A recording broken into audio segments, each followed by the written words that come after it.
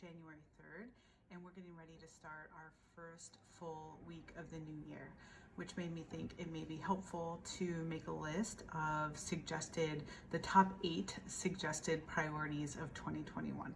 So let's dive in. First of all, Happy New Year. Okay, now let's dive in. Number 8 suggested priority for 2021 is our mental and physical health. As human beings, I'm advocating that we prioritize and help each other prioritize our mental and physical health. We are starting the year at a critical time, hopefully the beginning of the end of the COVID widespread pandemic era, but we are not at the end. The burst of energy and focus that we had at the beginning of this thing to flatten the curve is gone, and our wills and our energy stores are depleted. Now we must focus on the last few miles of this marathon, and we have to pull from a different reserve and area of ourselves, more focused on resiliency, grit, focus, optimism, and pacing. We are likely to see craziness politically and more COVID-related chaos, especially surrounding ideas of what happens next. We as a group can be prepared to weather this leg of the journey if we prioritize the mental and physical health of ourselves and our families. This is truly the most important aspect of any of our lives. So my asks for this area are as follows. First, be proactive in the areas of mental and physical health. Maximize your insurance benefits and flexibility in schedule right now to really support your health. Second, communicate. We are all in this together. Don't keep everything to yourself until things start crashing down. Be vulnerable, display trust and honesty, and share as you feel is appropriate, just so we can rally around each other during this time. Third, share resources, not just in private Slack channels or with people that are your friends, but in L10s and one-on-ones to people who can spread the message throughout the company. A lot of people have sent me great podcasts over the holidays, and Liz sent me a very interesting one that gave a great perspective on really tending to someone's mental health. And the guy on there made a great point that the approach must be multi-pronged. There's not one answer.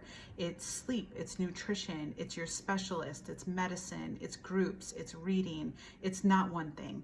And I really think it's such a great way to word it, and we should really embrace that approach. Number 7, the health of our company and our teams. As you've heard me say a lot during this pandemic, this company, Medtelligent, has been the ship keeping us all afloat and relatively comfortable during these crazy and trying times. We also cannot undervalue the purpose that we have here and how our purpose is directly tied to positively impacting the lives of essential workers. Lack of purpose is highly correlated with depression and mental health issues. Investing in doing your job well isn't just about benefiting the company, but is also about giving back to our clients and ultimately back to yourself. When you create high quality work product that you are proud of and that helps others, it is a very beneficial cycle. So for the priority of the health of our company and teams, my asks are this. Number 1, be positive and have a good attitude.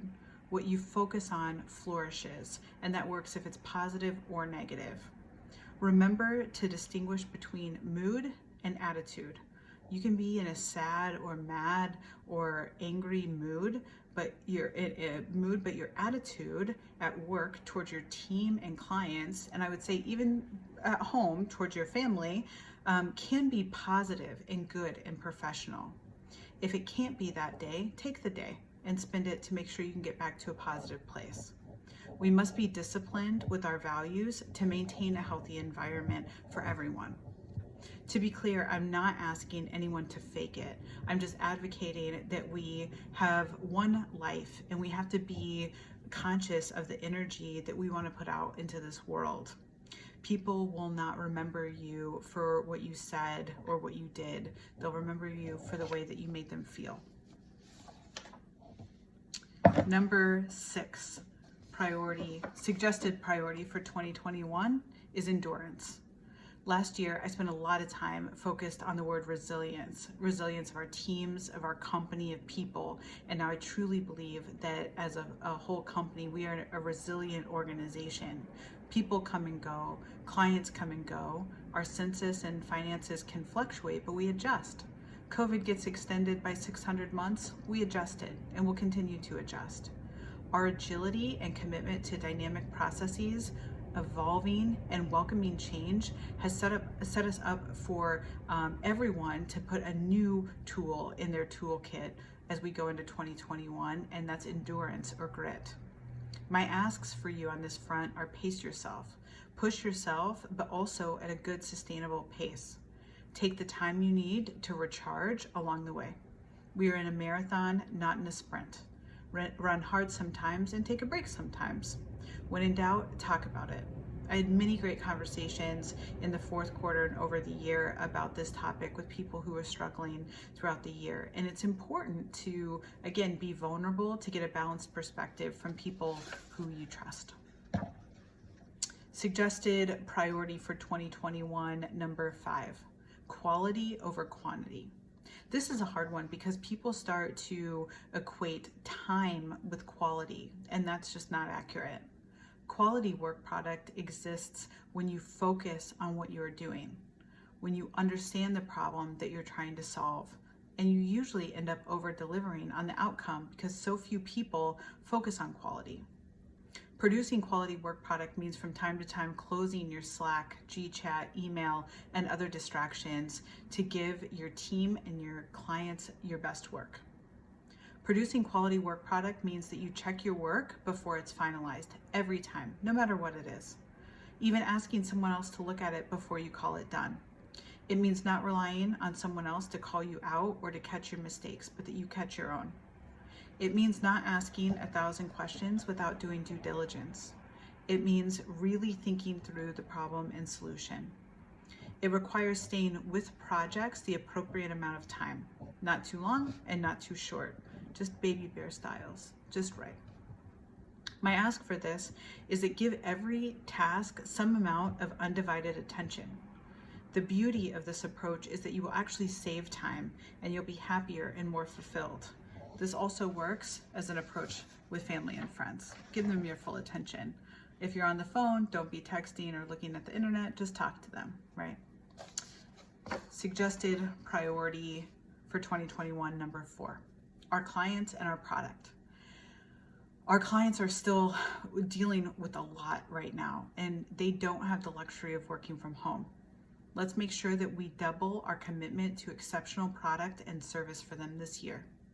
Our current clients helped us get over 50% of our sales goal this year. They are our superpower. Each feature, each ticket, each call that touches them either deepens our relationship with our clients or weakens it. Take time with our clients this year. Be patient with them. Over-deliver for them. Take work off their plates. Be kind and understanding. What do we want our legacy as a company to be during these times? I would propose that we want it to be that we serve the senior living industry and the community of essential workers with focus and integrity. I believe that we will want to look back and say that we were more selfless than we were self-absorbed during a crisis, and that we came together to truly deliver extraordinary product and experience during this time. We will help our clients and each other come out of this together stronger. Karen's already written it, so it's true. In terms of a product perspective, we have to do the same approach. Everything from the backend infrastructure, the databases, through all lines of code and the user interaction, and including testing, all of these pieces will continue to be critical in 2021. We must keep evolving and challenging ourselves to push for better product, better experience, better security, and better interactions. My ask here is that we must prioritize innovation and creative work, not transactional delivery. Every time you touch something, ask, am I making this better than when I found it, or am I just doing what's comfortable?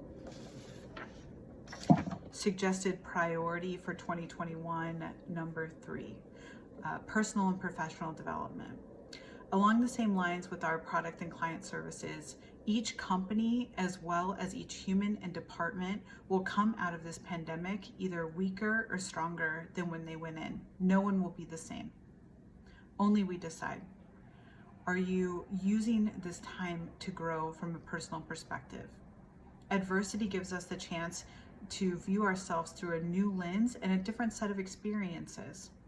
Are we able to challenge our demons and replace habits or tools that no longer serve us and then double down, or do we double down into a tribalism mentality and make fear-based decisions?